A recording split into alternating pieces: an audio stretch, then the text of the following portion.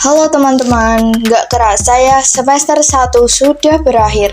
Gimana nih hasil belajar kalian di semester 1? Apakah hasilnya memuaskan atau malah mengecewakan? Buat kalian yang dapat nilai memuaskan, aku ucapkan selamat di atas prestasinya dan semangat terus belajarnya. Dan buat teman-teman yang dapat nilai kurang memuaskan, jangan patah semangat ya, kecewa itu boleh. Tapi kalian harus bangkit lagi dan gak boleh menyerah. Buktikan di semester 2 nanti kalian bisa mendapatkan nilai yang lebih memuaskan dari semester 1. Semangat terus ya teman-teman. Oh iya, sekarang aku lagi belajar matematika tentang materi fungsi kuadrat. Soalnya aku cuma lagi pengen belajar aja sih. Kebetulan aku juga nggak ada kegiatan selama libur sekolah. By the way, saat aku bikin video ini, aku belum menerima rapor dari sekolah. Tapi aku ngerasa kalau di semester 1 ini aku belajarnya kurang efektif dan nggak bisa konsentrasi. Bahkan selama 1 semester ini nggak tahu kenapa aku benar-benar nggak ada motivasi belajar, dan ketika di sekolah aku lebih banyak tidur dan daripada menyimak penjelasan dari guru. Padahal dulu waktu aku masih kelas 9 aku lumayan rajin belajar, tapi giliran masuk SMK malah nggak ada semangat belajar sama sekali. Apa mungkin ini karena aku salah jurusan? Aku pun nggak tahu sih. Mungkin aku akan membahas ini di lain video. Seperti yang aku bilang tadi, aku ngerasa kalau semester 1 ini aku nggak bisa konsentrasi dan belajarnya nggak efektif. Setelah aku renungkan dan aku introspeksi diri, ternyata ada banyak kesalahan-kesalahan yang aku lakukan saat belajar. Apa aja sih? Kesalahan-kesalahanku dalam belajar yang pertama adalah belajar sambil main sosmed. Misalnya, aku baru belajar selama beberapa menit, lalu aku buka sosmed.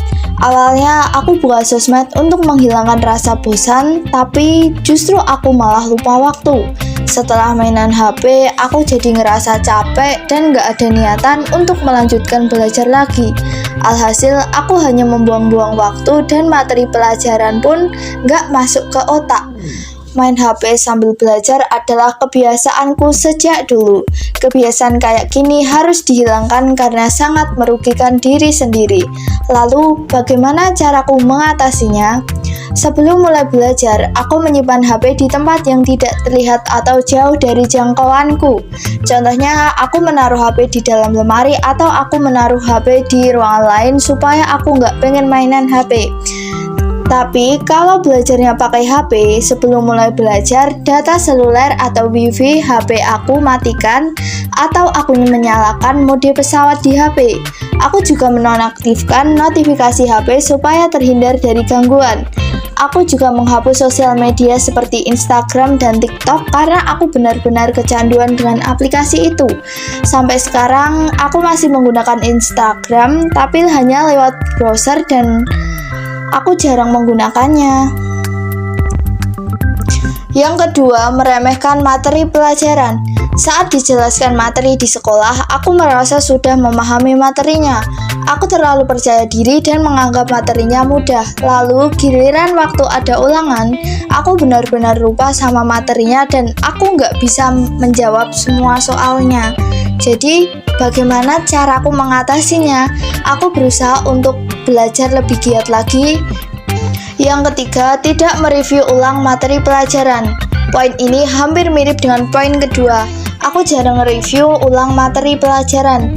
Kedengarannya nge-review materi pelajaran itu nggak penting-penting amat, tapi menurutku ini sangat penting. Karena apa? Dengan mereview materi pelajaran yang di sekolah akan membuat materinya tersimpan di otak dalam jangkauan waktu yang cukup lama. Bagaimana cara aku mereview materi pelajaran? Aku mereview pelajaran itu tergantung mata pelajarannya. Kalau mata pelajaran matematika, biasanya aku memahami konsep-konsep dasar dari matematika itu. Aku tidak menghafal rumus. Karena apa? Karena dengan kita memahami rumusnya akan membuat kita lebih ingat. berbeda jika kita menghafalkan rumusnya. Karena kalau menghafalkan rumus itu bisa akan lupa, tapi kalau kita sudah memahami rumusnya, pasti kita akan selalu ingat dan paham saat mengerjakan soal. Tapi untuk mapel yang selain matematika mungkin seperti IPA, aku menggunakan metode dengan mencatat materi. Biasanya aku mencatat materi yang penting-penting saja. Misalnya ada materi penting aku catat. Terus kemudian beberapa hari setelahnya aku baca lagi materi itu, dan aku sering-sering baca materi itu walaupun nggak setiap hari. Tapi kalau udah sering baca-baca materinya akan membuat otak kita itu lebih ingat tentang materinya gitu loh. Yang keempat adalah malas membaca. Aku adalah orang yang kadang-kadang malas membaca buku pelajaran, apalagi buku yang ada teksnya banyak banget. Baru baca sedikit aja udah berhenti. Tapi giliran yang dibaca adalah novel, komik, cerita Wattpad, dan cerita fiksi lainnya, aku bisa sampai lupa waktu. Bahkan satu novel yang halamannya sampai ratusan bisa selesai terbaca dalam beberapa hari aja.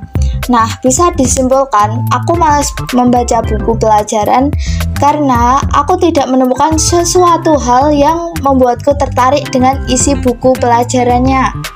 Lalu, bagaimana sih aku mengatasi malas membaca? Untuk mengatasinya, aku biasanya menggunakan suatu metode. Misalnya, aku memasang timer selama 10 menit. Selama waktu itu, aku hanya fokus membaca tanpa gangguan apapun. Setelah itu, aku tambahin waktunya dari yang 10 menit menjadi 15 menit. Mulai hal ini secara bertahap dan konsisten. Ya, walaupun awal-awalnya terpaksa, pasti nanti juga bakalan terbiasa kok. Biar gak malas membaca buku, aku juga berusaha untuk menyukai mata pelajarannya. Karena dengan menyukai mata pelajarannya, dapat membuat lebih tertarik belajarnya dan lebih semangat.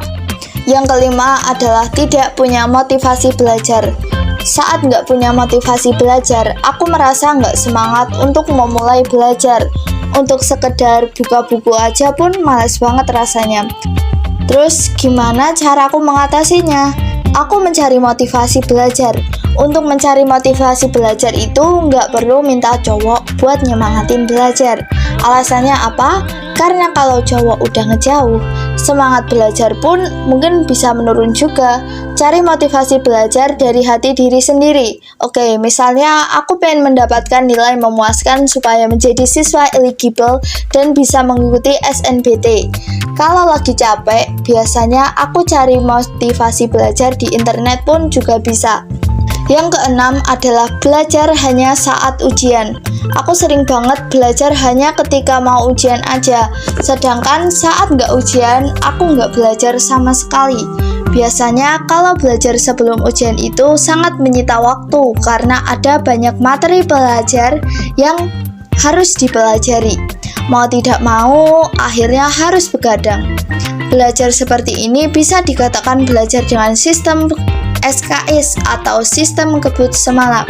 Menurutku, belajar pakai sistem SKS ini nggak efektif sama sekali. Karena apa? 1. Mempelajari materi pelajaran yang banyak dalam semalam itu bikin gampang lupa.